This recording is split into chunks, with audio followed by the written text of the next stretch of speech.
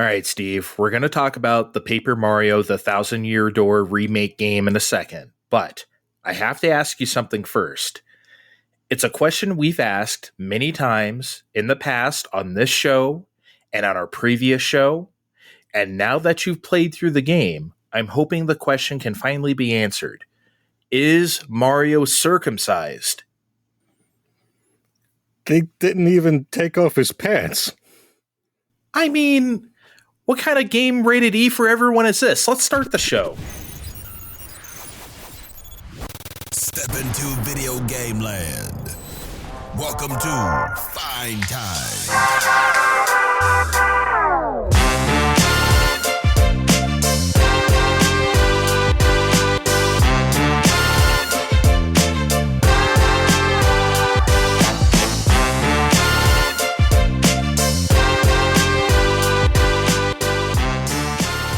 Hello, party people. It's your boy Dre. I'm here with my boy Steve. What is up? I thought I had something with paper. It is gone. Oh my god. And we're also here with my boy Kevin. I said we're also here with Kevin. N. Fine. I guess he's not here. I wish I had a crow sound effect. I'd love to pop that on. I'll ask Aaron from Super Pod Saga if he has a crow on his soundboard. I bet he does. I could still hear his voice on the wind. Hey guys, I just played Paper Mario on my N64. 4. That asshole would fucking do that to us, wouldn't he? Jesus Christ. Even though it's on Nintendo Switch Online expansion pack. But you, Steve, a modern man of miracles, of modernity, you have played the brand new Paper Mario Thousand Year Door remaking my bacon video game for Nintendo Switch. Yeah, you know, the past few times haven't been so hot for me. I played a so-so game in Sandland and a very god-awful game in Balan Wonderworld, and I had to put my foot down, and I said, Andre, I don't care if Kevin's not here or not. I need to play something that I am pretty sure will be okay, at the very least. You know, can I make a confession right now on the air in front of everybody? I'm a little hurt that you just said you played Sandland. You did not acknowledge that I played Sandland with you. I felt like that was a journey. No, you're right. Between two people, and I'm kind of hurt being left out. I mean, I don't mind saying it. You know what? You're right. Sandland was a team effort, even though the game really was just Beelzebub while a bunch of old people yell at him. Okay, but does anybody old yell at Paper? Is his name Paper Mario, or is it just Mario?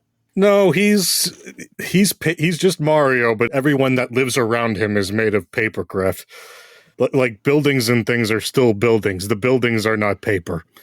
And Mario is paper. Mario is paper. Goombas and things are paper. Bowser is paper. This is also the one where they actually leaned into the whole paper motif first.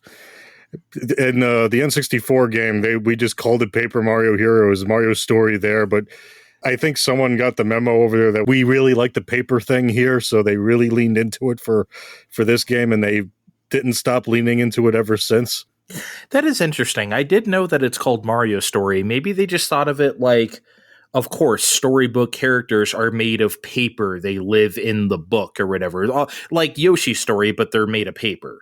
Yes, and in the original, it was just more of a style. Here, everything's paper. Everyone's seen the paper airplanes, but he's also a boat, and he folds into a tube sometimes. We are Paper Mario. We're papering. We're doing all the paper. Is there any awful humor about paper cuts or getting folded into a accordion or whatever? That didn't happen until Sticker Star. They still play it fairly, well, I wouldn't say straight, but you know, they like graze the whole paper thing here still, while still leaning into it at the same time. It's interesting. But I guess that's what you do in 2004. I mean, I was in high school at the time. I prefer not to think about those times. You remember high school? Yes. I mean, I want to ask follow-up questions now, but that's probably not appropriate for Fine Time. Well, basically what I'm getting at is I got this in 2005, and I didn't play this until 2006 while I was waiting for Wii to come out. I did, and in the end, this really did become my second favorite Mario RPG after the original Super Nintendo Mario RPG. We already did a show about that remake. Listen to it today after this episode. Is that your slick promo? I don't see you making one. Wow. But hey, people like this game, so this was also a great idea to do, right? Make a new version for a new audience. I would say yes, it was, but not as much as the original Super Mario RPG overall. So back when this was revealed, we, mostly Andre, but me too, made some ado about whether a stylized game like this one really needed this kind of release. Yeah, I was looking at it. I was like, this looks like the same thing at a suspicious looking 30 frames a second that I hope is just the stream that we're watching. But no, that's the final game. It's 30 frames a second. And it just looks like the GameCube game that we knew and loved. Well, someone knew and loved, not me, but lots of other people, including Steve. So I'm like, I'm not sure what the point of this is. You look at Super Mario RPG and you're like, yeah, I get it. But this was not very apparent. I was like, okay. I will happily answer all your questions about frames as best as I can, because I still have a hard time, actually noticing frames on such a minute level. But what they actually... the minute level, folks, of 30 frames a second and 60 frames a second. The minute level, everybody.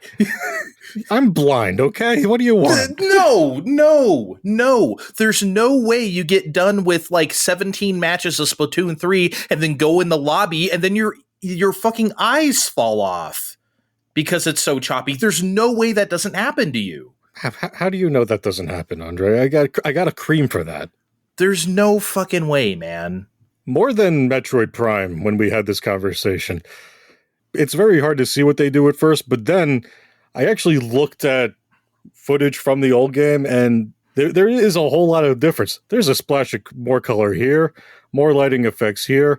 There's other character graphics like back sprites and expressive faces that didn't exist before. Things you could have sworn were in the original Paper Mario The 1,000-Year Door game on GameCube. But when you're objectively looking at it side to side, definitely were not there. Because I was sort of there with you last year. I'm looking at this, I'm like, this doesn't look all that different, because I made a game in my head and it looks exactly like this much time later. And that's what Intelligent Systems did. They made the game that the old fans keep hyping up to the children. Yeah. I have to admit, I was kind of wrong too. The Digital Foundry was pretty illuminating to me, the Digital Foundry video, because showing the same scene side by side, I'm like, yeah, this is a substantial upgrade. So I'll walk back on that a little bit. Do I think it's a substantial enough upgrade where any developer shouldn't have had any problem getting this to run at 60 frames a second? No, I don't. And I think it's a crying shame that they halved it still. But yeah, it is a substantial upgrade just on the surface level. I have to agree. I gotta say the upgrades continue into the music. Yeah, guys. Steve is going to talk about music today because... Oh, finally! I've been trying to get him to do this for years! Andre didn't play this game, so Steve is going to talk about music in a video game because Intelligent Systems team that worked on this, they brought the tunes, the jams, and maybe even a bop or two. The slappers. But Steve, I hear you say through time and space, even though this is a pre-recording you listen to later, I've played this game before. There's nothing you could say about the game's music that I haven't heard before. It's awesome. We already know. Yeah, and if you want to be that much of a narrow-minded jerk, you can go buy the Nostalgic Tunes badge from the shop almost as soon as the game begins for a coin, stick it on, and you can have the GameCube music. And okay, fine, you can go ahead and be that person for an entire video game. Wait a second. That's not a joke. You can literally do that? Yeah. Wow. I'm surprised they included such an option. I think that they included that fairly late because it's not a thing in the menu. I think they saw Mario RPG could do that from the menu and figured they had to do it too. Interesting. Okay. Wait, so Super Mario RPG has this as well? Yes. Okay. Mario vs. Donkey Kong doesn't have this. I'm just trying to think of like Nintendo recent remake stuff. Yeah. Anyway. I mean, this case, if I didn't know better, I'd say there's some Weasley guy running point between Intelligent Systems and Art Piazza, whispering smack talk like, I heard Yoko's redoing all of the tracks. Oh, yeah? We'll show them. Art Piazza made this? Art Piazza made Mario RPG. Oh, remake. Okay. Who made this then? Intelligent Systems. Some team in there. All right. And the result is all the tracks we know already with Atmosphere out the ass, because this was a GameCube game. It's early modern video games. It doesn't sound bad already. It's already a GameCube all-timer. So all you could do is really, embellish everything to, have Atmosphere out the wazoo. Rogueport, the hubs, feels even seedier than it does on GameCube. There's a whole rock opera-ass gauntlet going in the Glitz Pit, which is to really say nothing about the battle theme. Yeah, everyone that played the game remembers the battle theme, loves the battle theme. It does the job for the theatrical flavored battle system, but now it changes for wherever the hell you are. I know a lot of games do this now. We played through Octopath Traveler 2, and the first one did this too, where the further along you go, they change the battle theme to, keep it fresh. But, they already had this classic song here, and they just have different versions of the tune play. When you're in Rogueport, it plays the really jazzed up version of the one but then you go to the castle and it's, all dank. Or you go to a spooky town and it's almost the Castlevania version of the battle theme. It's one of those things they didn't have to do but for this, but I guess they see the trends and they're like, we might as well, go do that. I hate to compare everything in the world to the best thing I just played, which is Final Fantasy VII Rebirth, but that game has like 1,400 battle themes, We have the classic one we know and love and, some other ones depending on where you are and some other situations and some boss ones. And I feel like it's a smart use of music in a game. If you can keep that sort of thing fresh, and of course nowadays we have the space to do stuff like that, I don't see any reason why you shouldn't. With any game with a fairly decent budget, I think it's a good call for RPGs going forward.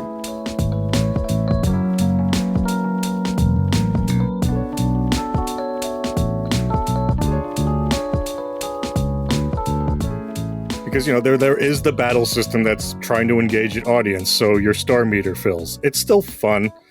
And if I didn't know better, I'd think more of the random variables are happening more often. Like the lighting will drop and scare folks away, or you knock down the pyrotechnics and it blows fire in their face. Though I think the latter might just be down to me favoring hammer attacks more. You could pick on this for frames all you like, but I need to confess to this all over again. I already did on the Super Mario RPG remake show, but I'll confess this on our main week show too. I suck at super jumps and multi-bounces. At my old age. Like, wait a second. Are you saying you used to be good at them and now you were no longer good at them? I was average at best. Like, I could maybe do 15 to 20-ish on a good day. Now I might get up to 10. It's not a great time. So favoring the hammer, which is your other option, and equipping stuff to boost that worked just fine until the post game. There is a bit of a post game and 2 optional bosses that I was going to just skip by until I magically did them last night, and it did feel like magic doing them because I didn't feel like I earned those. I gushed about Super Mario RPG's final finale post thing in that game, where they really made you remember everything in that game, and it came together, expertly if you really were that person that committed the game to memory. But here, they just make you do one thing that they don't actually tell you about in Super Guards. It's a special kind of guarding where you have to hit the B button and not the A button at the last second. And that's why I sucked at those today, the same reason I sucked at those in the aughts. Because, they don't tell you they're there. They don't tell you it's the B button. And you never, ever need to actually do one to finish the game. What is the benefit of a super guard? Why would you want to do that? You have to do it a bit closer to when you're actually getting hit. The timing for that is much smaller than just basic bitch guarding. So a smaller frame window. And if you do it, then you get no damage, and it can be a counter too, depending on the attack. Is this to imply that if you do a basic bitch guard, you do take some damage still?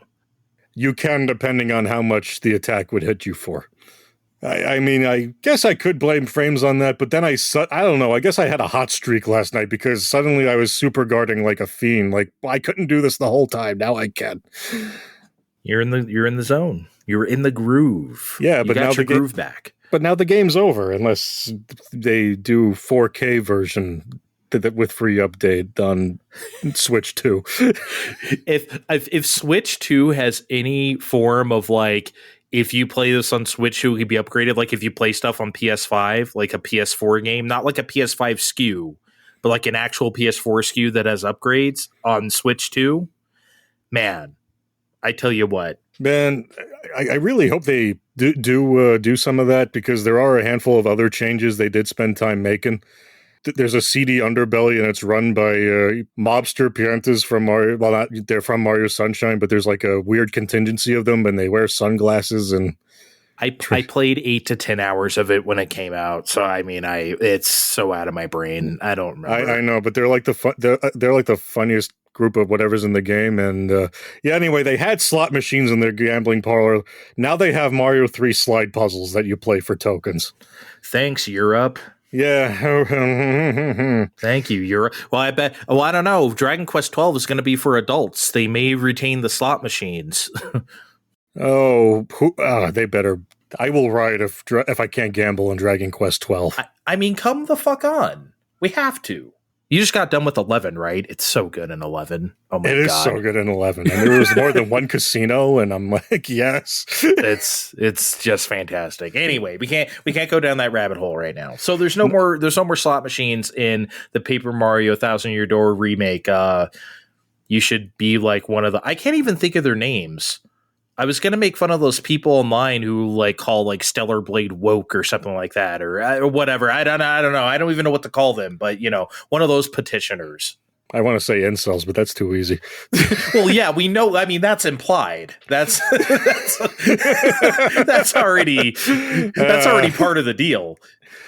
Speaking of things I don't have a really easy name for, in lieu of the dialogue text box noises that were in the original game, you get, I guess you'd call it character text voices. This started in Character Splash, color Splash, where I'm keeping it. You gotta keep it. No, I'm keeping it. That's staying in. You gotta. And where instead of the generic chatter noise, everyone has like voices in there, kind of like Banjo-Kazooie, but in an RPG where Animal Crossing. Yeah, kind of like Animal Crossing. Like you go up talking to Luigi, and it's like, or Toad's like, it's okay. It's a neat touch. It's there's no option to switch back to the other thing. They've been, like I said, they've been doing that since Color Splash, though. But it's good that they've been keeping up on that. Curiously, the dialogue in this game is mostly unchanged. There's a character very early on that is very much still. I've been playing Fire Emblem for the Game Boy Advance recently. He's got real Kevin energy in 2024 here. Like back in the day, this was like a timely reference. Okay, wait, so they kept that exactly the same. I've been playing Fire Emblem recently. I've been playing Fire Emblem Engage or Fire Emblem Three Houses or something to keep it more timely. But does it still say Game Boy Advance? On my Game Boy Advance, yes. Wow. I'm surprised. Okay, I guess it's like one of those things like you spoony barred or something that they don't want to get rid of. Because I'm sure Andre doesn't go to weird parts of the internet like I do. And by weird parts of the internet, I mean where we talk about Thousand Year Door. It is Pride Month, and I need to be a little serious and say 20 years of progress means that Paper Mario, the Thousand Year Door remake game, really says trans rights with Vivian this time. Meaning we finally get to end a debate that's gone on way too damn long because people are pretending to read Japanese.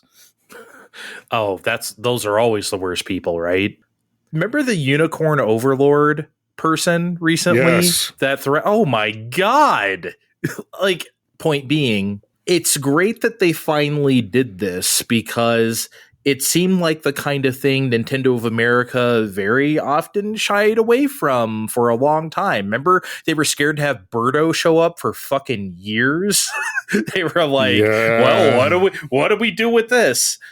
I don't know. You kind of already established it years ago. Whatever Birdo's gender is, it doesn't really particularly matter so much as you just present it as you did without being weird.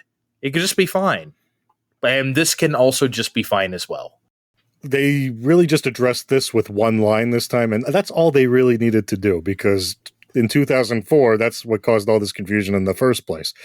Now they have the one line where she opens up about it, and they just move on because it doesn't need to be about that. Well, I mean, like, Nintendo has been... I don't know. You remember the thing in Mario Odyssey where if Mario can wear the Peach wedding dress and you talk to Luigi, because like if you talk to Luigi wearing various outfits, he'll comment on your outfit. If you're wearing the dress, he'll be like, "Oh, you're getting married and you didn't invite me?" He doesn't care if you're wearing a dress. He just wants to go to the wedding. Yeah, he's your brother. Anything else about the Paper Mario Thousand Year Door video game for Nintendo Switch systems and Switch Lite systems? Yeah, as much as they did here, there were a handful of missed opportunities. There's Luigi's Parallel Adventure, which, to reiterate for the Andre types, in between chapters, you can run into Luigi in Rogueport, who is going on a little adventure of his own that he'll tell you about, like on the side. You just have to take his word for everything he's doing with his own set of minions with hats is going okay. Okay. What, so he just has like his Goomba or whatever just has a weird mustache and a top hat or something? There's a blooper that's burnt to a crisp and and a buzzy beetle and a spiked buzzy beetle with a wrench instead of a spike. Ooh. And a Daisy for some reason, from Yoshi's Island. Daisy. Yeah. Right, okay. I only know it's called that because you run into him in Paper Mario.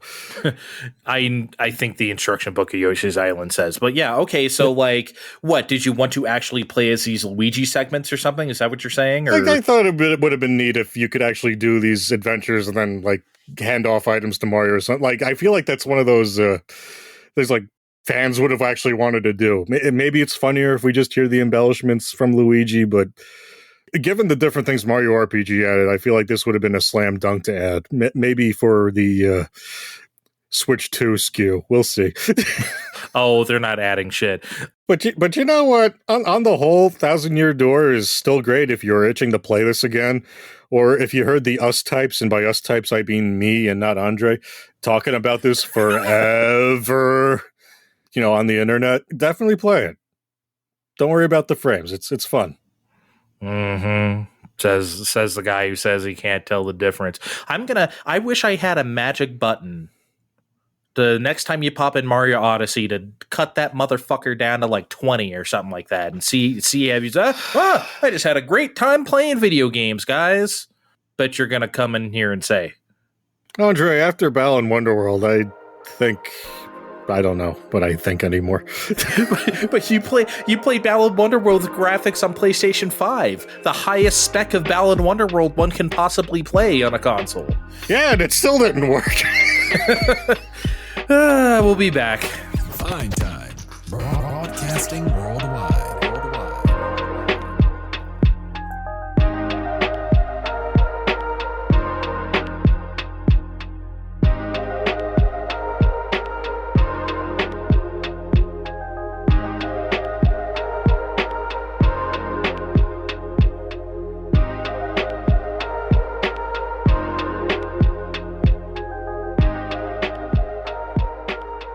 All right, we're back. We did not take a shower because Kevin is not here, and it just didn't... I mean, look, maybe we can take one after State of Play. Who knows? What do you say? It's getting a little warm down here, so maybe a cool one. What do you mean by down here? Big Where boy? I'm recording. Oh. I thought you meant something else. Anyway, we're going to talk about State of Play in a second. But before we do, there was a rumor recently, or I don't know if it was a rumor. Maybe you can help me with this. We're kind of doing this off the cuff here, going behind the scenes. We didn't really plan this, but we want to talk about it, where Yuji Horii was talking about, I guess he had an interview right after the recent Square Enix stuff and layoffs and all that bullshit. He was trying to reassure people that Dragon Quest XII is still coming, and they're going to use as much Akira Toriyama and Koichi Sugiyama stuff as they possibly can, or they're going to make it their ultimate tribute to them, blah, blah, blah, right? But then he said Dragon Quest III is also progressing along smoothly, blah, blah, blah, don't worry about it. But there's been speculation that the reason why Dragon Quest III HD 2D, if you will, is taken so long is because they're actually doing the first Dragon Quest trilogy. It's supposed to be the first 3 games now. The project has expanded in scope. So, regardless of source, would you buy that? Because I feel like it's the only thing that makes sense. Not like literally would you buy it with your dollars? Obviously, the answer is yes. But do you buy that's what's happening? I could honestly just see them standing there saying, look, we're already making Dragon Quest III in HD 2D. And any way you look at it, yes, Dragon Quest 1, it was a revolutionary game, but it's not an especially complex game. 1 and 2 have been bundled together forever. If they wanted to sit down and HD 2D those two up to, I buy that. Yeah, and I would like that because Dragon Quest II needs the most help out of all 3 of them. I mean, it does. That game is rough. Oh my god. Yeah, I guess I buy it too because it's the only thing that makes sense. Why would this have taken so long? Yeah, games take longer to make than ever, sure. But like, not something like that, I don't think. Maybe I'm wrong. The game already exists. I mean, I know Live Alive, I think I remember reading it was more straightforward than everyone felt it was going to be.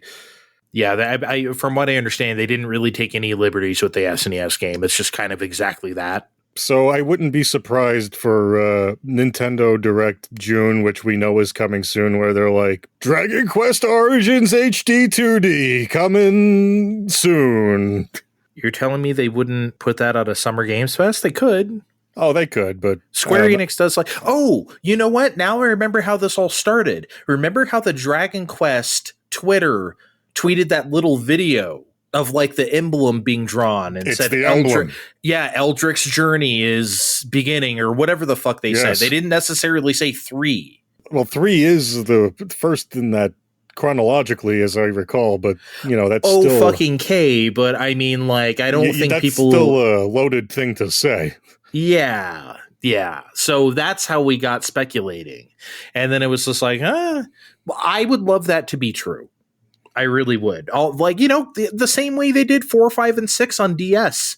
Use the same engine, use the same graphic set, everything. It's fine. To me, I can't imagine a world in which those versions of the games would not be definitive until a new one comes along. So I feel like the same thing can happen here. I just don't think they're going to sell them together because they're Square Enix. I think they're just going to literally release like 3 games. Oh, that would suck because... Oh, you know how they are, though. Like I said before, they've been selling 1 and 2 together until they weren't. So, I don't know. Dragon Quest VIII is like $24.99 on iOS. Who sells a fucking phone game that much? For that much, rather. Literally them and no one else. I mean, jeez.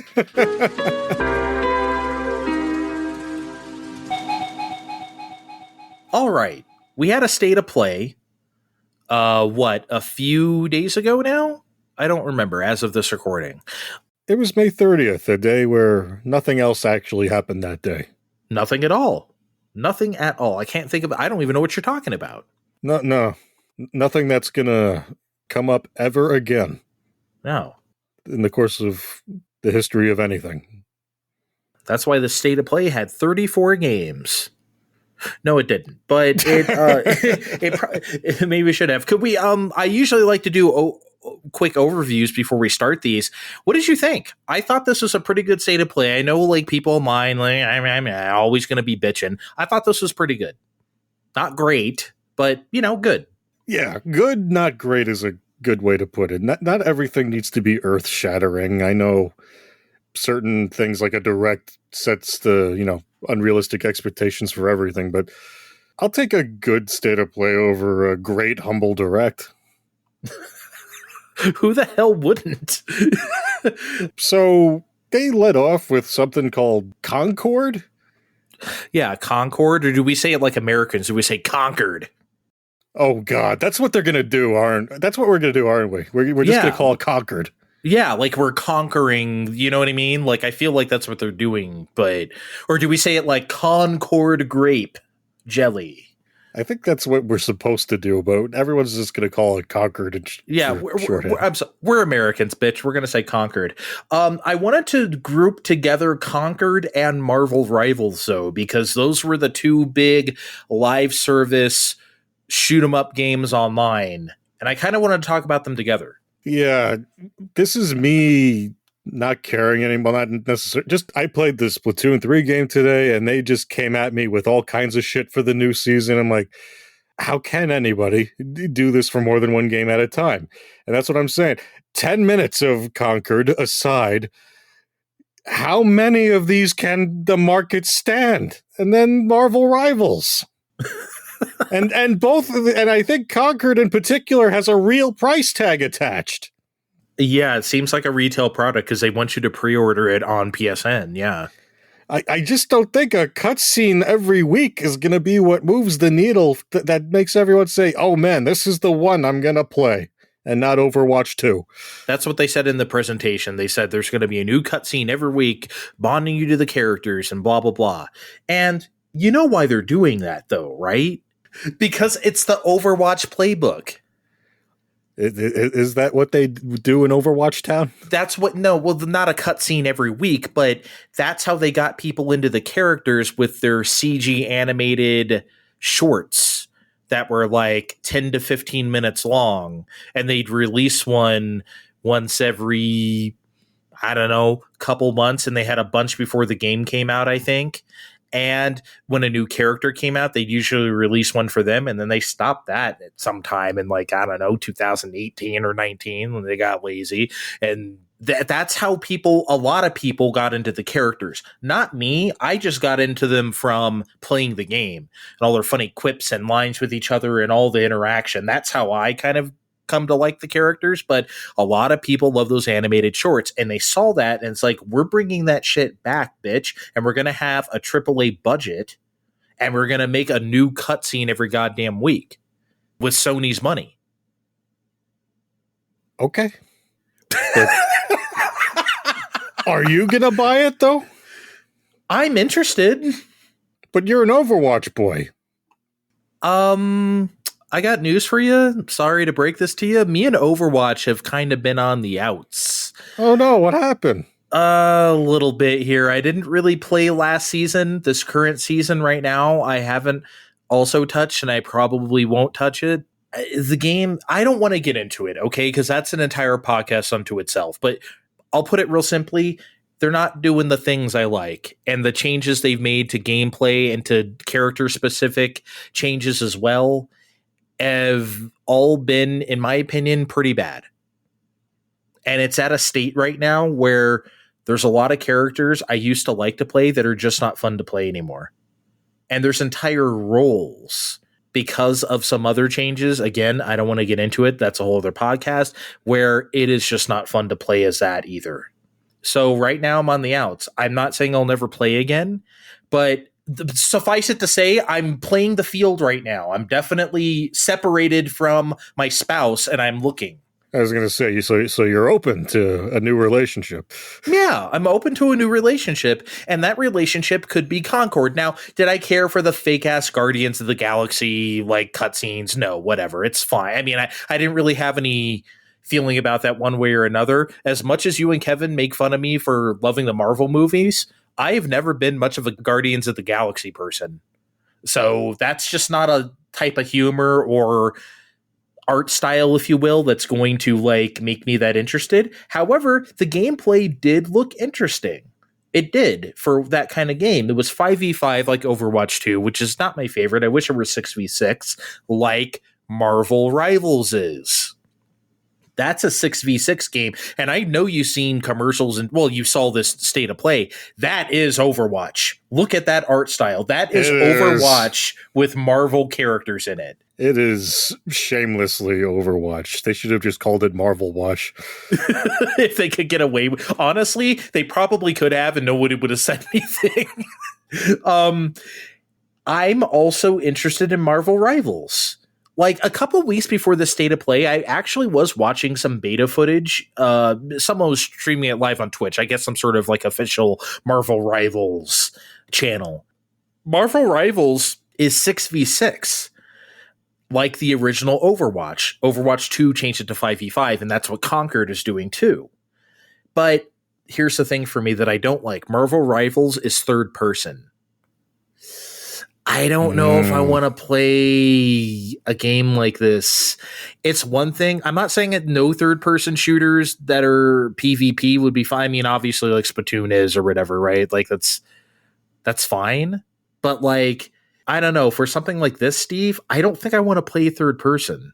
I don't know what kind of mascot shooter is right for you. I guess you really do just need to play the field and figure it out. Yeah, right? And I can because both of these games, Concord and Marvel Rivals, will have betas in July. I think Concord is a closed beta. No, I am not pre-ordering sight unseen to get into that beta, which is what they're trying to get you to do. I ain't doing it. I don't even know how much the game is. You want to guess? Do you think it's a $70 product? I haven't looked yet. I'll look on the app as we're talking here. I'm gonna say $50. Yeah, I want to say 52. Okay, let's look. Okay, folks, sorry, we had a journey. The price was not shown on the US PlayStation Store. However, there was a listing on an Australian store, and the price there would be the equivalent of $40. So they're doing $40, just like Helldivers 2. Okay. So, I mean, like, honestly, again, I'm not going to just spend $40 just to get into a beta. However, I am interested, and if I do get to play it early, I will. So, yeah, I don't know. I'm here for the hero shooters, everybody. I'm sorry.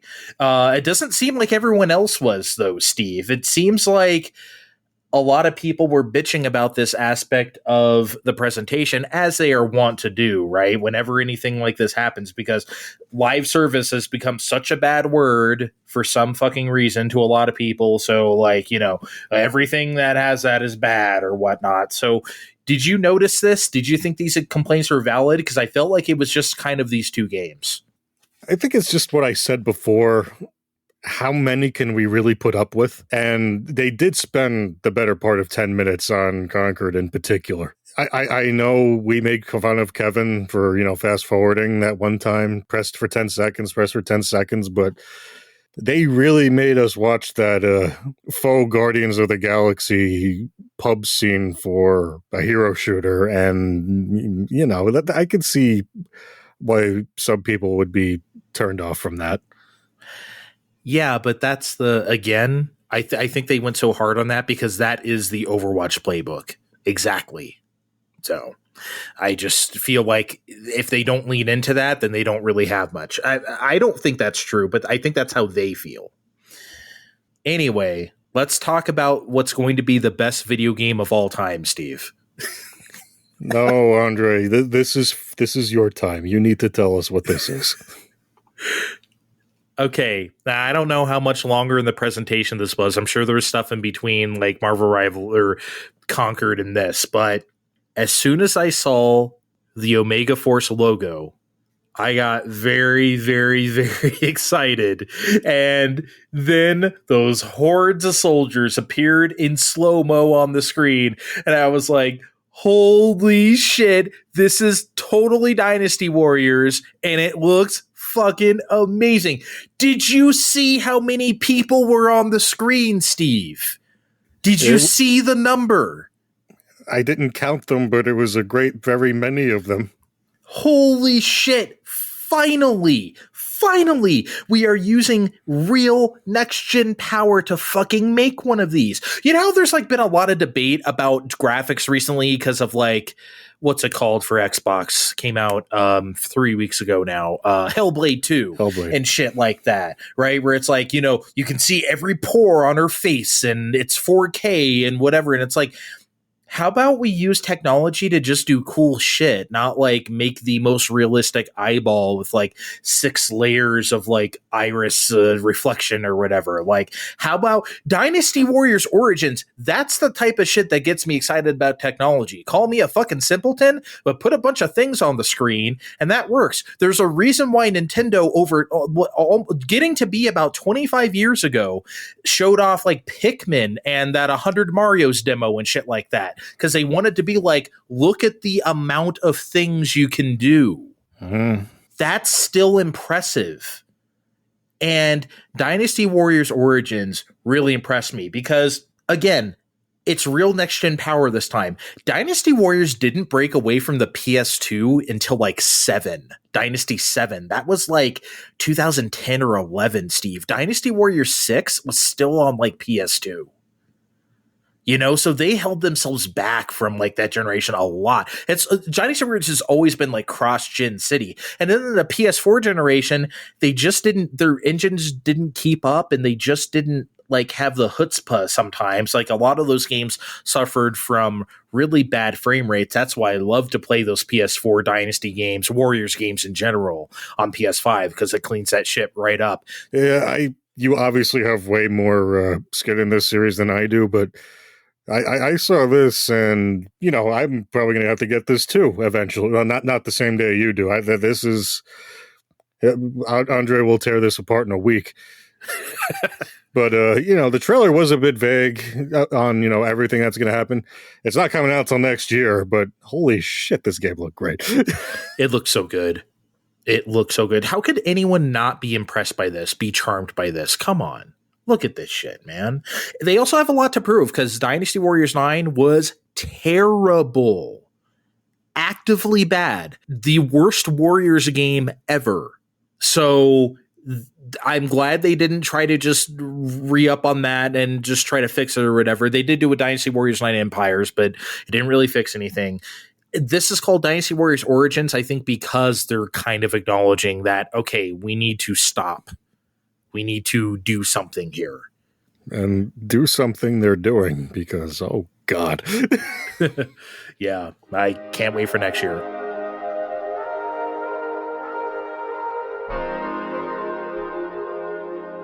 All right, Steve. They also showed something called Infinity Nikki, which, like, dude, what the hell was this? As soon as it showed up, I'm going to tell you my thoughts, and I'm sure you'll be right along with me. She's in this frilly dress. This lady's running around. She has her cat companion that just looks like any old small woodland creature wearing a cat outfit. There's like fake ass New Donk City music playing. And she's just having a grand old time. They're doing photo shoots. Dude, what was this? This is like Princess Peach Showtime, but graphics on PlayStation 5 or something. Oh, good. You saw the same trailer I did. Because I've never heard of this, but apparently this is a series that's been running for the better part of a decade. And it's coming here, or it's been here, but we're only calling it Infinity Nikki now. Maybe it's because the stink won't leave my brain, but the dress-up shenanigans almost remind me of someone trying to make a Balan Wonderworld game that's good. Because it looks like different clothes are going to do different things. In the end, this is definitely going to be for somebody, but probably not for me. All right, I'm going to be real honest. I kind of liked it. For real, like I thought it looked insane. Like having a platforming adventure like that, and then like why are the photo shoots happening? That's the part I can't like understand. Is it like you go to a part of the stage and then some automatic thing happens where you just play Pokemon Snap with her real quick? I don't know. I mean, look, it was kind of interesting. I'm not saying I'm going to get out there and spend my $70 on it, but like, this isn't the kind of thing I usually go for either, right? But honestly, it looked kind of fun. I can't lie. Definitely some Royale with cheese fodder for sure. Yeah, I'm not going to spend too much money on it, but it was interesting. Caught my eye. Is it just me, or did the Until Dawn remake look a little rough? Like, the characters' faces were weird, and like, look, Steve, I'm asking you because you played the original. So, like, can you attest to this, or is it just me? I don't know. The faces already look kind of weird just because I think they were trying to do something, but PS4, so it wasn't going to really work out. I don't know. I'm assuming it's going to perform better than the PS4 version did. It's 60. I would still maintain you should play this game because you're not going to be staring at character faces all the time. Yeah, but that's the thing. This just made me want to just load up the original, which I have had on the PlayStation Plus Rona collection since forever. So I know you keep trying to weasel out of this, Andre, but you need to play some version of Until Dawn. Well, I don't know. We do foreshadowing for the audience. Halloween falls on a Thursday this year, so we will have a show. So, I don't know. Maybe we can work something out. Probably not. We'll probably watch another crappy horror movie and laugh about it is what we'll do. But, we'll decide. Speaking of crappy horror movies, we got to see more Silent Hill 2 remake this time. Crappy? Wow. Why did you do that? Who could say? Oh wait, I do. No, wait, I do know why I say, because there was a release date of October 8th and a reminder to watch the second Silent Hill transmission after the state of play. Remember last year's Silent Hill transmission where they had all these Silent Hill games and an announcement of a second Silent Hill movie? And, and all these other things like, oh boy, they're doing another one. Maybe we'll even get to see some Silent Hill F. But no, here's 30-ish minutes of the Silent Hill 2 remake. One of everyone's favorite survival horror games. Do we need that? Couldn't we just have the, minute and a half of what we saw at State of Play and maybe a demo? Yeah. That would have been preferable for sure. But I think there's a reason why they did this. And I think it's because they wanted to reassure everybody that it was going to be good. We're really making like a real ass Silent Hill 2 remake, because people got really weird about that last trailer that happened, which had like rock music and showed a lot of action and stuff. By the way, Silent Hill 2 already has rock music, so shut up. And so for some reason, people took that trailer to be like, well, that's the entire game. It's just going to be this action game now with rock music, which you have to have a brain of a dog to think that. I'm sorry to be that rude, but like, seriously, who looks at a trailer like that and just especially of a known entity like Silent Hill 2, and then thinks, well, they're ruining it. Bro, they're just trying to make it exciting to the common folk that doesn't like look at Silent Hill 2 fan theories all the time. Like, Jesus Christ, give it a break. Anyway, I think that whole Silent Hill transmission was about, no, guys, we're really making a real ass survival horror game. I think that's why they did that. Fine. I guess. Are you okay? Thanks. Appreciate it. Look, I'm doing the Kevin thing on the Silent Hill transmission. I'm pressing 10 seconds ahead, and then I'm hoping for literally anything else. But just a reminder to buy the dog on a console coin bank. Oh boy. Oh boy. Talk about Monster Hunter. Just get to it. Yeah, I know you want to. Monster Hunter Wilds was announced December-ish, I think, but I think they only announced it then. We're only finally seeing it in action now. I guess we're setting up anywhere and meeting up on the fly, which is good. And I'm girding my ass for the negative reactions now, because as good as this PS5 version looks, I would bet most of my money on a place your bet segment that Kevin's not here to do on a Switch 2 version coming in the launch window that I'd much rather have. I'm basing this on Monster Hunter usually launching in springtime, and this trailer, like many others, with a 2025 date. I know it's coming, but I've been playing Monster Hunter on portables for a decade-ish now, and it's a very, very hard habit to break having that convenience. Your take, let me get this straight. Your take on the best Monster Hunter game anyone has ever laid eyes on is, I wish it were a worse game so it could be on Switch 2. That's your take. What are you doing? Why are you even playing? Throw your PS5 in the trash. Give it to a child who will appreciate it more. Clearly you are not. This is the reason why we can't have anything nice this generation, because everything we keep playing to the lowest common denominator, and it sucks. Let's just not push anything forward at all with new technology. Let's just keep aiming lower and lower so everything can run on a fucking phone. Let's all play Monster Hunter Wilds on our iPad and be done with it. Like we all thought we were going to do a decade ago when all the companies got scared. It's like, oh, we need all this mobile stuff and second screen and whatever. Like, let's just go back to that. Okay, if I actually listened to you and got rid of my PS5, what would I play Dynasty Warriors Origins on? I mean, you got me there. I have to admit. I wasn't prepared for a follow-up here. I thought you were just going to do the thing where you move on to the next topic and forget I said anything. Man, it's almost like I have different systems to do different things.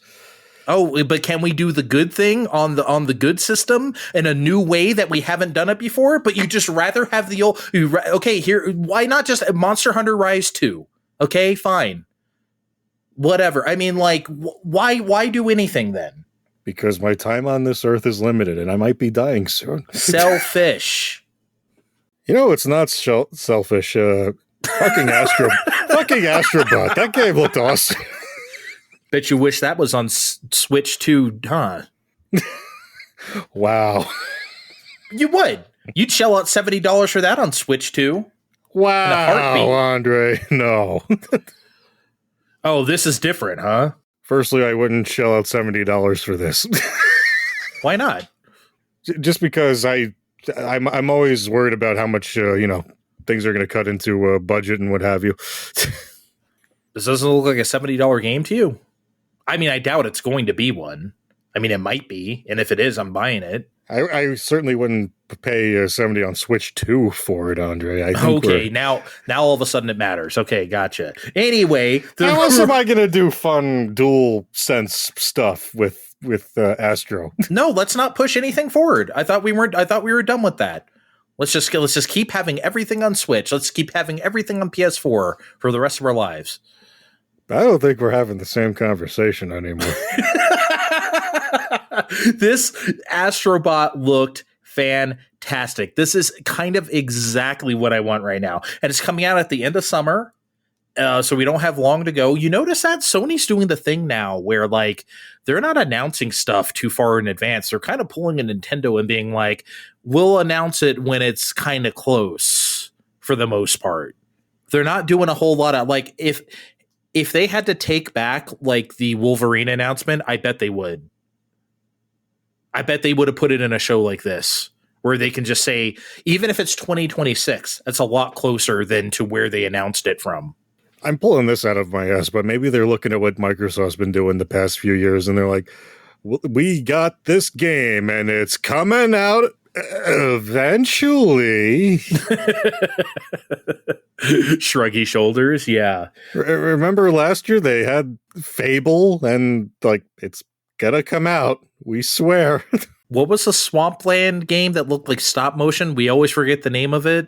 Oh, that looks cool too, but who knows when that's coming out? Yeah, right? So, God, whenever Fable comes out, holy shit. I bet that's so far off for some reason. I don't know. We'll see. 2030 is going to be a heck of a year for the Fable fans.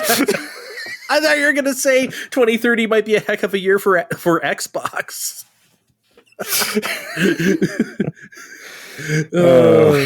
Anyway, the Astro Bot looked amazing. By the way, that name is just Astro Bot? That's the name of the game? I had to do a double take on that too, because I'm like, there's no way we're just calling this Astro Bot. Like, we're not calling this Astro Bot's Adventure or something. No, it's just Astro Bot. Yeah, it's weird. I do like that they're still doing like the PlayStation references and stuff. I thought that was like a cute thing for a freebie for your new PS5, where it's like, here's PlayStation past, present, and future or whatever. But to do that over the course of an entire game, okay. Flying around on a giant PS5 propelled by like 4 jetpacks, and it has eyes. The PS5 had eyes. Has it had eyes this whole time? There's I don't know. Hey, PS5, you got eyeballs? Oh, it's not going to show it to you. No. It just heard how you talked about it, so it doesn't hear shit, do you? Don't you, PS5? So it has eyes and not ears. Yeah, this was obviously the highlight of the show for me and a lot of people. So Microsoft, I don't know. I was just thinking, this is kind of a half-baked thought, but like, considering Microsoft had the same pop about a year ago with Hi-Fi Rush, are companies going to finally take the hint that like, this is the kind of stuff we really want? Andre, I'm going to sit right here and say I sincerely hope so. I like my video games. I really do. I mean, that's why, Dynasty Warriors Origins, baby, couldn't legit my most anticipated game now. And now that all the Final Fantasies have came and gone, it's Dynasty Warriors Origins for me. Oh god, that is all the ones we know about right now, isn't it? Because it was 16, and then they showed Rebirth at TGS, and I was like, "This is my new what is it? Friendship ended with Final Fantasy 16." Yeah. So, Final Fantasy 7 Rebirth is my new best friend, and now I'm moving on to Dynasty Warriors Origins. So yeah, pretty good state of play, if I don't say so myself. Fine time.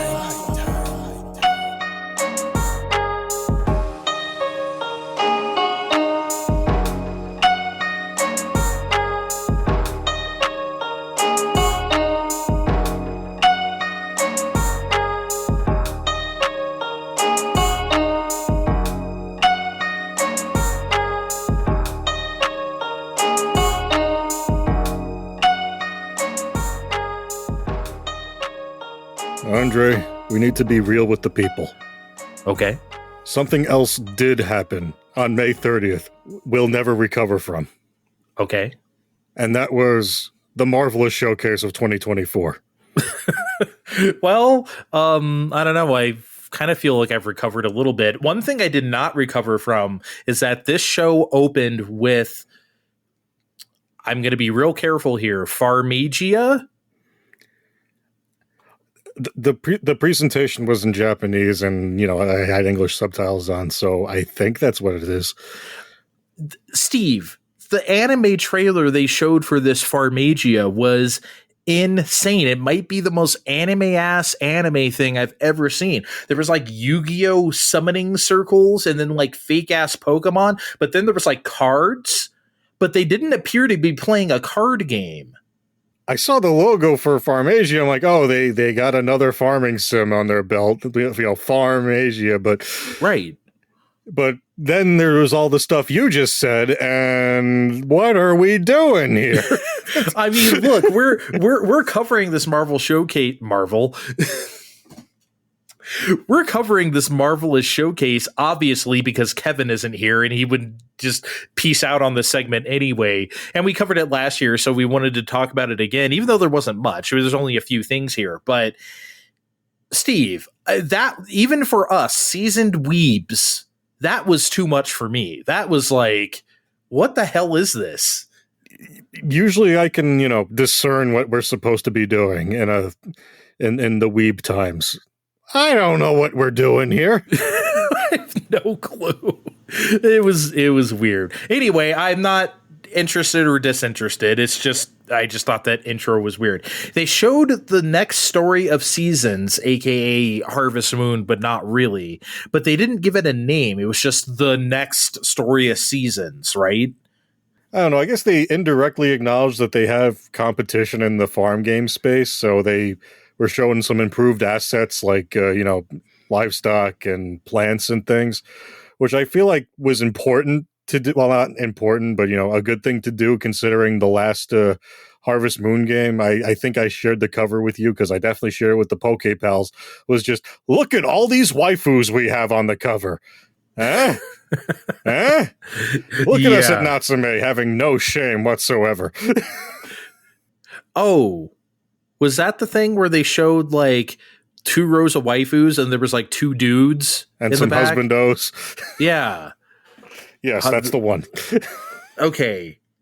But they didn't even show that this time. They just showed like, here are the cows and that same art style you like, and then here are some flowers. I think that was the idea, to show us that, hey, unlike those jokers that took away the Harvest Moon name, we're making the farming game, and we're going to make it look nicer, because people like you were complaining about how, oh God, what was the GameCube remake game? A Wonderful Life wasn't exactly up to snuff. Was it? Okay, I didn't play it, so. Well, I know you were looking at the roads in particular. I thought was really strange about this Marvelous Showcase was that they showed like the ticket.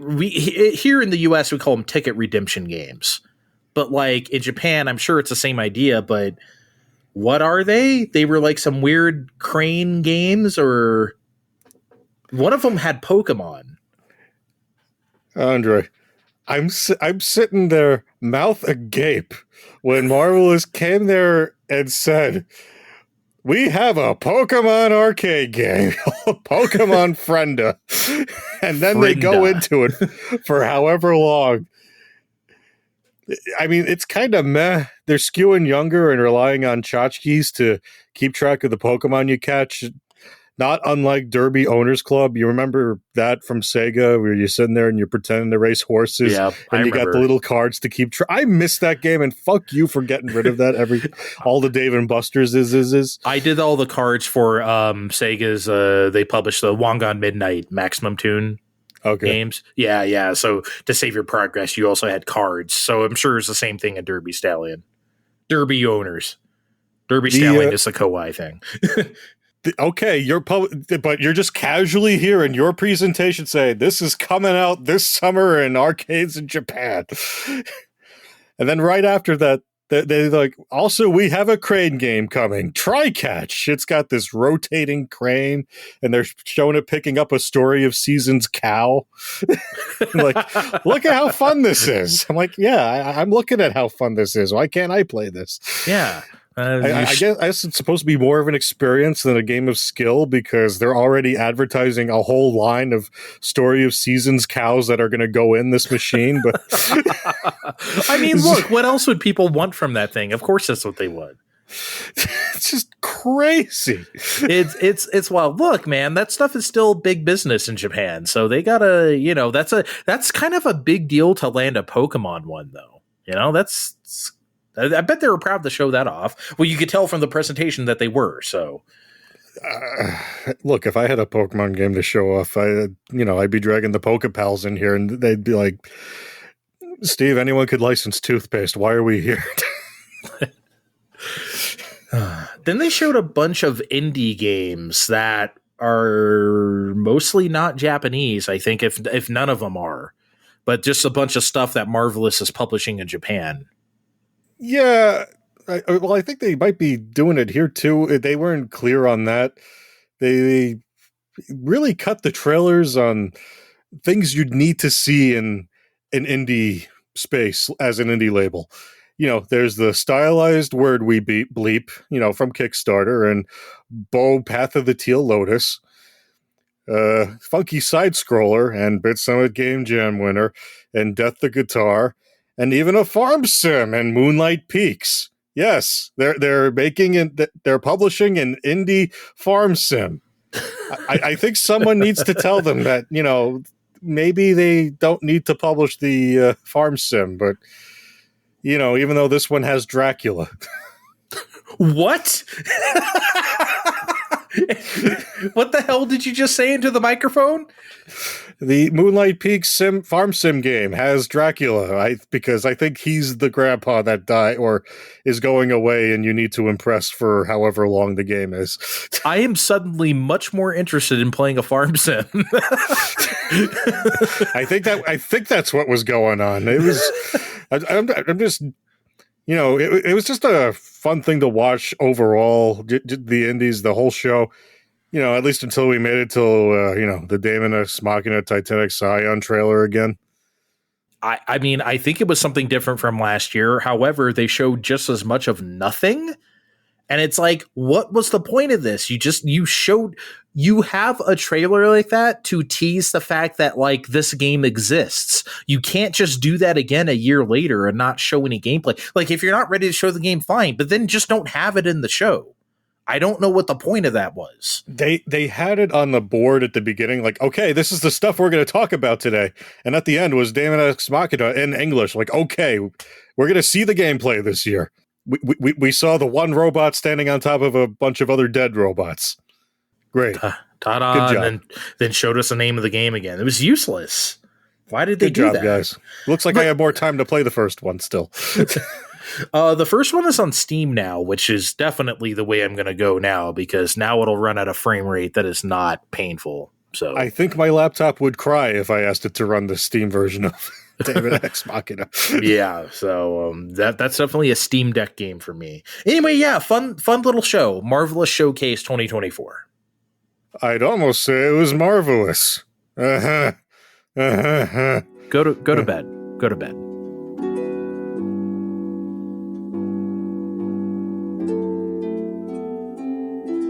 Wait, don't go to bed. We still have one more thing to talk about, or two more things, really. Okay. The very morning after we recorded our last show, so they absolutely did this on purpose, Atari's current incarnation announces that they have acquired the Intellivision brand and game IPs, but not Amico. This is a very important distinction to make because that company, Amico, has not been able to use the Intellivision name for a while now. I do not know how much they bought this for. I tried looking as recently as today to find out how much this was acquired for. That is still fairly hush-hush. That leads me to believe that they got this for something embarrassingly low. Yeah, this couldn't have fetched a high price, right? There's just no way, because what money do they have to be out here spending like, oh yeah, we're just going to buy up that brand? They don't have that kind of money. They don't have brand money. They have Intellivision money. Even though none of these companies are owned by the same people they were owned by in the 70s and 80s, they still branded it as, this grand, the end of an era, stating, "This is a very rare opportunity to unite former competitors and bring together fans of Atari and television and the golden age of gaming." Like, yeah, okay. Like, were we still feuding about that? I feel like people looking for pre-Nintendo stuff are just going to play whatever. Kids don't even remember Super Nintendo versus Sega Genesis. They definitely aren't going to remember that. But hey, don't think about it too hard, because Phil Adam, he's still, sitting somewhere hiding in the corner at Amico saying, "Atari has been a valuable partner, and we have every confidence they will be a responsible steward of the storied Intellivision brand." Continuing, "We look forward to our expanded collaboration and bringing a broad array of new Atari and Intellivision titles to the Amico and Amico home family gaming platforms." Andre, Sorry. I understand that trying to get a few more IP under your umbrella because you can fling Digital Eclipse at it, but why are we still pretending that Amico is coming? Because they definitely didn't buy Amico the company. This is incredible. They just bought the parts. I don't know what the word is I want right now. Hubris? Cocaine? I really don't know. I almost feel like making this sort of statement was part of the settlement. Like, okay, we'll give this to you, but just make it sort of look cool. Let me say this without pointing and laughing. Okay. The only thing I can really say at this point is that I am shocked, genuinely shocked, Steve, that they are still pretending that Amico is actually coming out. I really can't believe it. They've been hanging on to this scam for dear life. Any other company would have retreated backwards into the bushes like Homer years ago and not even announce that it's canceled. Even they don't even have to do that. Just forget the entire thing existed. Don't talk about it like a canceled game, right? Like very, very few times a company actually comes out and says, yeah, it's canceled, right? They don't usually do that. They just don't talk about it anymore. That's kind of what I figured would happen with this. And then around this time, we would be going, hey, remember Amico? But no, it just keeps, it won't stop. They keep pretending it's happening, and it's never happening. I know this show is incredibly weird for everybody because you got me talking about music and you're over here making Simpsons references.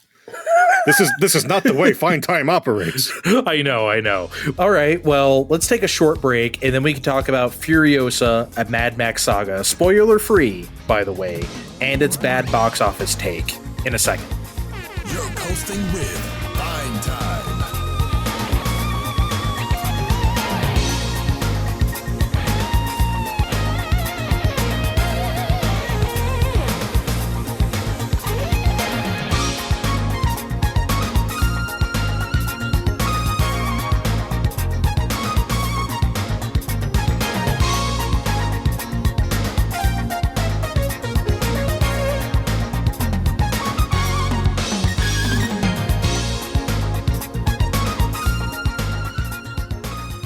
All right, Steve, we both saw Furiosa in the past few days. I saw it on Sunday. I think as of this recording, you saw it yesterday.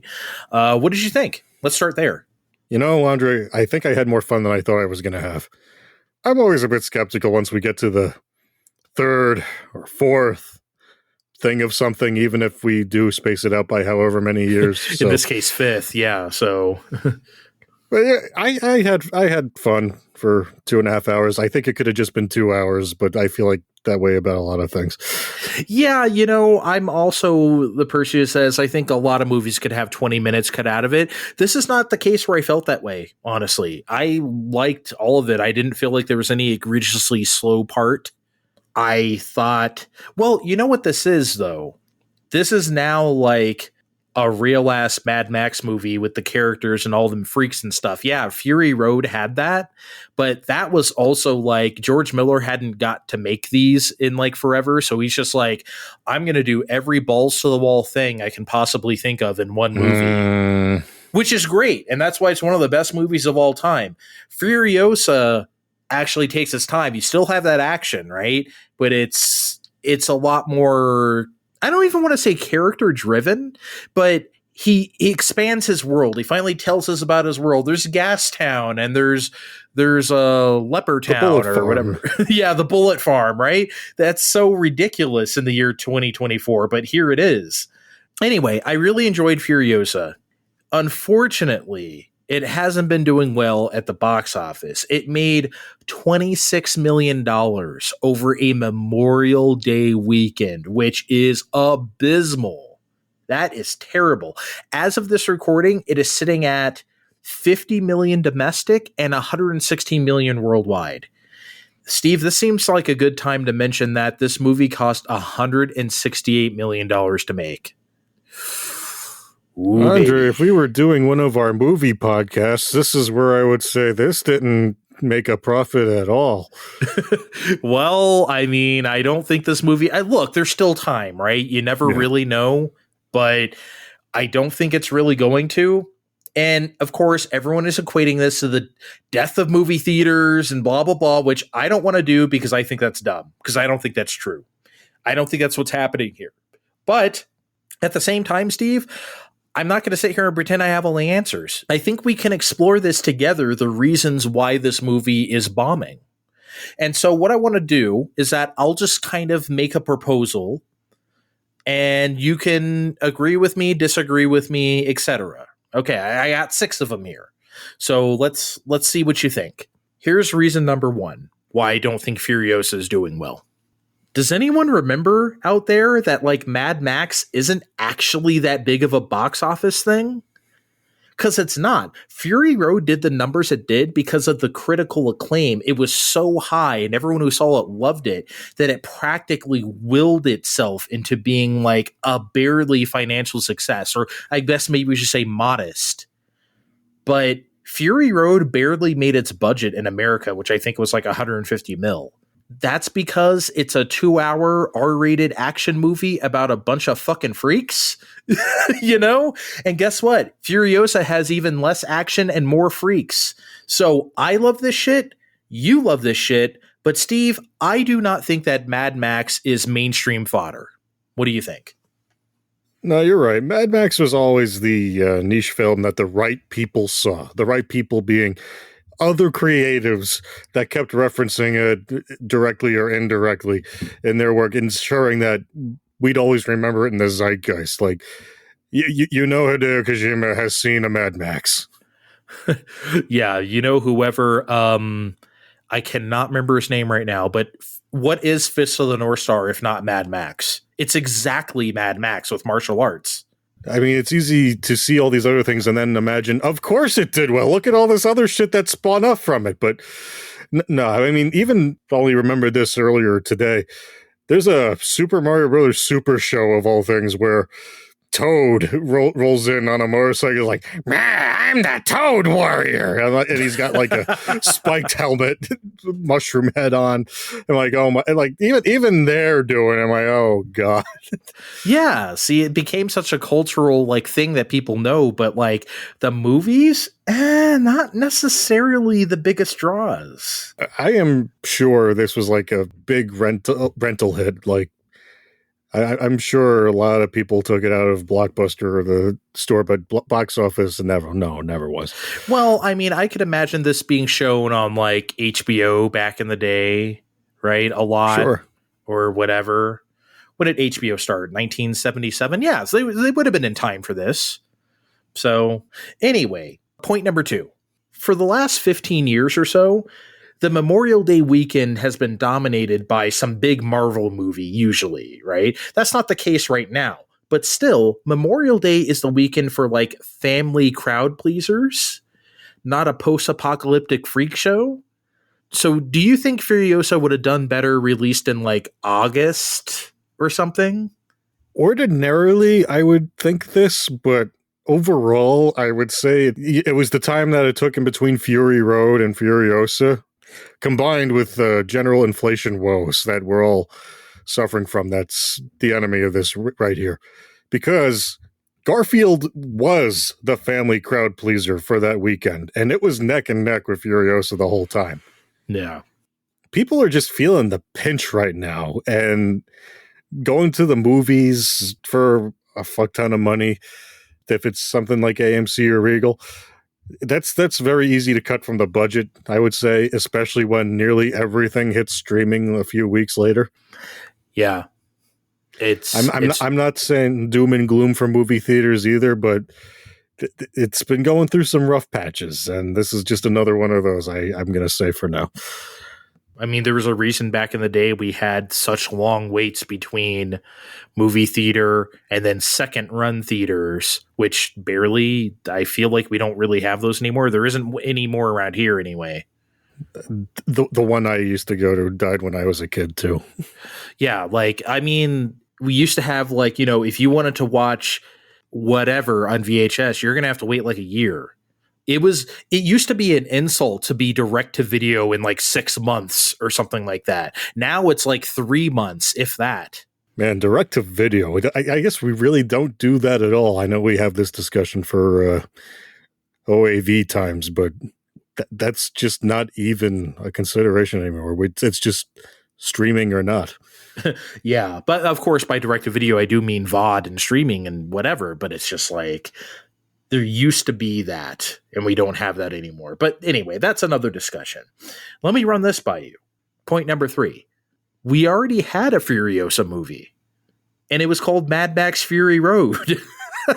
You know, like that movie was not about Mad Max. He was just along for the ride, literally and figuratively. Furiosa was already the main character of a Mad Max movie, if you ask me. So I don't know how much of a draw it is to be like, here's the Furiosa movie. And it's like, well, we already had one. It's not the first time you show up for one thing and then you use the name people are familiar with to get people into the seats. And then when you get in there, you're stuck with the story we're telling you. Too bad. But, I think there would have been some appeal to this if, I don't know if it was marketed better. Like, did people really know this was a prequel at all until they sat down? I feel like I really didn't know anything about this movie at all. Well, that's my next point. I think the marketing on this movie was terrible. Like, I haven't seen a single commercial for Furiosa that if I didn't know what this was already, I don't know if it would make me care about it. I've been to a few movies this winter and like early spring, mostly rated R ones, where they would show a trailer like Furiosa, and I never saw a trailer for this movie, ever. And that's weird. I've been seeing more movies than I have been lately, and I didn't see trailers. I haven't seen ads. No one had a poster up in the theater, Furiosa coming May. I mean, I just feel like we used to advertise this sort of thing more in general. I'm not saying I need to go to Burger King and see the Furiosa kids meal toys and crown for the month, but though, come on, that'd be awesome. I would love to have the Furiosa Mad Max movie story crown. Back when we promoted R-rated movies to kids, yeah.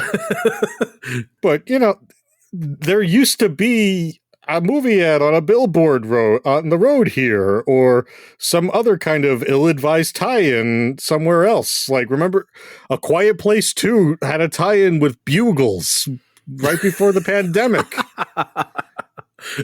Hell, I was at the store yesterday and I saw Garfield on the front of the Stouffer's lasagna. I was like, perfect. I feel like we did that more. It was stupid, but it lets you know it's movie time. What are you people doing with the marketing budgets? I don't know what happened here. Yeah, it's weird. I think they just thought people would come out just because, it's Mad Max. People like that one. But guess what? And that's my next point. Fury Road was 9 years ago, dog. That shit came out in like 2015. Like, that's a very long time ago. And I really think that hurt this prequel's prospects. The right move would have been to capitalize on the Fury Road buzz as soon as possible, I think. But I don't know. I guess you had to do 3,000 years of longing and God knows what else, George Miller. I mean, you do you, but at the same time, like, I don't know, man. This should have come out way sooner. My brain is broken because I could have sworn Fury Road came out in 2019. 15, baby. Yeah, okay.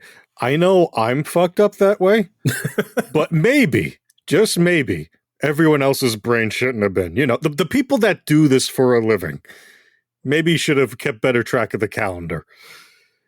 I'm sure that Sugar Lump would have waited for George Miller. Nobody knows who Sugar Lump is unless you were a hardcore listener of this show. They would have if they listened to our 3,000 Years of Longing episode live on iTunes and other platforms. But that's my joke response. My serious response is WB's been fucking around a lot longer than we realize. Mm-hmm. They just haven't. I don't know, man. Kind of a half point. Also, I feel like the people who went to see this movie and didn't really like it were expecting Fury Road 2, which would not work. I don't think you can just do that movie again. It's kind of one of a kind. You can't just be like, here's your 2 hours of chase scenes, right? I don't think that would have hit the same. At the same time, I don't think they were prepared for like a Mad Max story like the original trilogy from the 70s and 80s, because that's what this is more like. So again, like if you're a Mad Max person, you will like this. But if you are just a Fury Road person and don't really know anything about Mad Max, you have a much better chance of being like, I don't know about this. I feel like being a movie prequel almost comes with the expectation of being at least a little bit of a character study. Like it couldn't be a cutscene because it's a prequel. a cutscene. It couldn't be a chase scene because it's a prequel. I know what you meant. But also, like, George Miller, when it comes to Mad Max, he does not care about continuity at all. So this is like the first time this is like directly following. Mad Max before this was almost like Zelda, where it was like, we're just here are the elements and we're going to do whatever the fuck we want each time. Yup. And with Furiosa, much like Tears of the Kingdom, if you will, it's kind of one of the few times where he's not doing that. So I guess it carries a certain amount of expectation. But here's my last point. I want to run this by you. Everyone says we're past the era of the movie star, right? Being the big draw. We're attracted to franchises and not like stars, which is kind of true, right? I think there's some truth to that. But this is still a world where you can't just replace Charlize Theron with Anya Taylor-Joy and call it good. And don't get me wrong, Anya Taylor-Joy was really good in this movie. She was a great Furiosa. I'm not saying anything about her performance. I thought, okay, I'll just say, I thought she was just as good as Charlize Theron. At the same time, that's not the same thing. And I think that matters for like a box office draw. I think it's fine for a prequel that they did that, but at the same time, you couldn't put Theron at the end where we're fully Furiosa'd. Well, I mean, okay, this isn't a spoiler, but over the end credits, they just showed clips of the entirety of Fury Road. Did you catch it? It's like, yes. It's just like, okay, now the movie begins that you saw 9 years ago, maybe. That was weird. but generally speaking, I really don't get why people, the Hollywood people think they can get away with that in the age of the internet where everything can be looked up.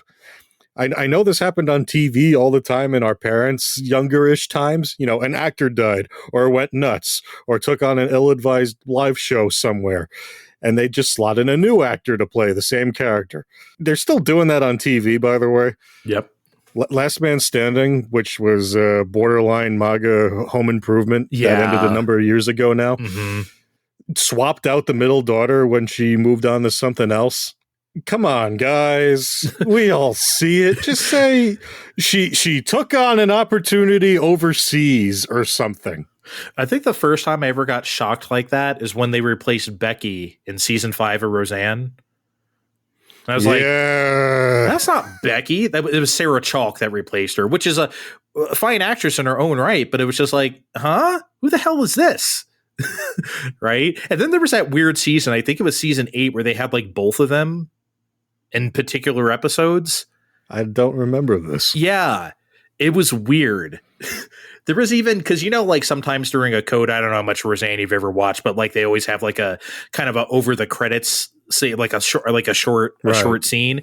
There was one of those that had both Beckys, and it was fucking weird. Anyway, I just don't think you can do that as readily nowadays. We just know too much, or we care too much, or whatever. And again, I'll say it again. Anya Taylor-Joy, great job. Just as good as Charlize Theron, if you ask me. Excellent. But man, I don't know.